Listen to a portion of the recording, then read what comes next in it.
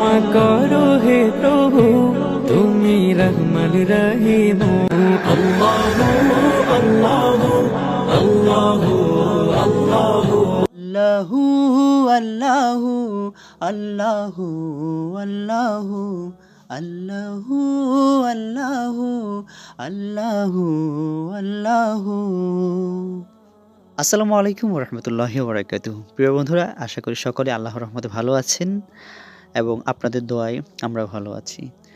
আমি জানি আপনারা আপনাদের প্রিয় শিল্পী আহনাব খালিদের জন্য দোয়া করছেন, দোয়া করতেছেন এবং তার একটি শুভ সংবাদ শোনার জন্য এই ভিডিওটি ক্লিক করেছেন।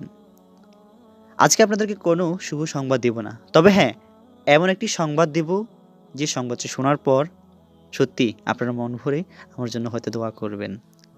প্রিয় বন্ধুরা, কথা বাড়াবো না। চ্যানেলে যদি নতুন হয়ে থাকেন অবশ্যই চ্যানেলটি সাবস্ক্রাইব করে নেবেন, আর যদি সাবস্ক্রাইব করে থাকেন অসংখ্য ধন্যবাদ।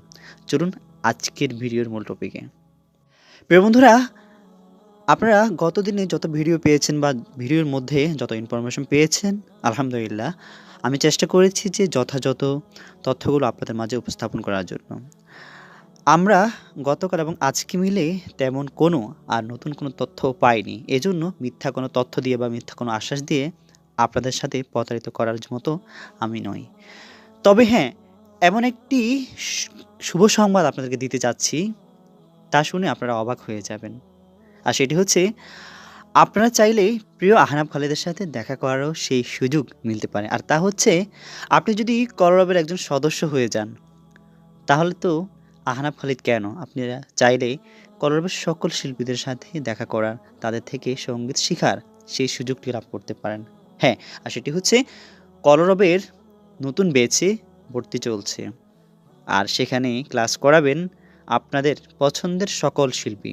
আপনাদের প্রিয় সকল শিল্পীরাই আপনাদেরকে সেই নতুন ব্যাচে পাঠদান করবেন, সঙ্গীত শিখাবেন। আর তখন আপনারা আপনাদের প্রিয় শিল্পী আহনাব খালিদের সেই দেখা পাবেন।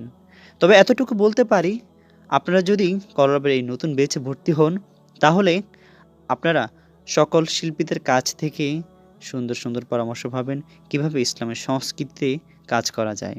আর সেই সাথে আপনাদের প্রিয় শিল্পী, পছন্দের শিল্পী আহনাব খালিদ, নাসরুল্লাহ ইরফান, ফজলে এলাহি সাকিব সহ আমাদের কিশোর শিল্পীদের সাথেও আপনাদের দেখা করার সুযোগ থাকছে। কারণ তখন আপনারা কলরবের একজন ভর্তি হয়ে কলরবের সদস্য হওয়ার মাধ্যমে আপনারা একজন কলরবের সদস্য, আর সদস্যদের জন্য শিল্পীদের সাথে দেখা করা, তাদের কাছ থেকে পরামর্শ নেওয়া, এই সুযোগটি কিন্তু থাকছে। এছাড়াও কলরবের বিভিন্ন ইভেন্টেও আপনারা তখন যুক্ত হতে পারবেন। আর আমি চিন্তা করেছি যে আপনারা শুধুমাত্র আহনাব খালিদের সুস্থ হওয়ার যে সংবাদটি শোনার জন্য অপেক্ষায় আছেন। আলহামদুলিল্লাহ, আপনারা দোয়া করেছেন বলে সে সুস্থতার দিকে আছে। কারণ সে যদি খারাপের দিকে থাকতো, হয়তো আমরাও কলরবের শিল্পীদের মাধ্যমে জানতে পারতাম। যেহেতু গতকাল এবং আজকে মিলে কোনো আমরা আপডেট পাইনি, এজন্য কোনো মিথ্যা বা ভুল তথ্য আপনাদেরকে দেইনি। তখন থেকে আমি বুঝতে পেরেছি হয়তো সে আগের থেকে অনেকটা ভালোর দিকে আছে বলে শিল্পীরা আমাদেরকে আর কোনো আপডেট দেয়নি। আমরা দেখেছি যে কলরব শিল্পীরা ইতিমধ্যে দু একটি প্রোগ্রামে জয়েন করেছে আহনাব খালিদ ছাড়া।